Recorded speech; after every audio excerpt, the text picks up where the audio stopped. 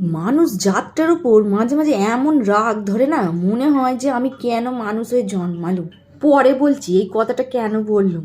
এই বেশ কিছুদিন আগেকার কথা, আমার এক জাতুতো দিদির শরীরটা একটু খারাপ করেছে। ডাক্তার দেখানোর পর তো উনি বললেন যে একটা ছোট অপারেশন করতে হবে। তারই জন্য সেই দিদি নার্সিংহোমে ভর্তি হয়েছিল, আর এখন তাকেই দেখতে গেছি। হঠাৎ করে গাড়ির মধ্যে বসে থাকতে থাকতে দেখি এই কুকুরগুলোর মুখে জালতি পরানো।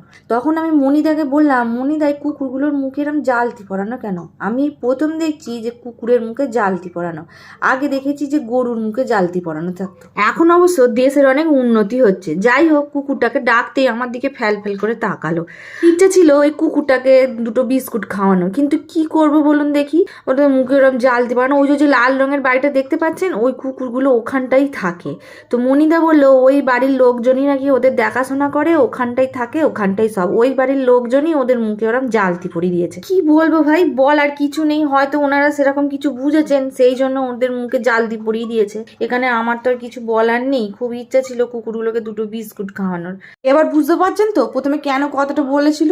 যাই হোক বন্ধুরা, আজকের ভিডিওটা যদি আপনাদের ভালো লাগে অবশ্যই একটা লাইক দেবেন, আর কমেন্টে জানাবেন কেমন লাগলো। সকলে ভালো থাকবেন, সুস্থ থাকবেন, টাটা।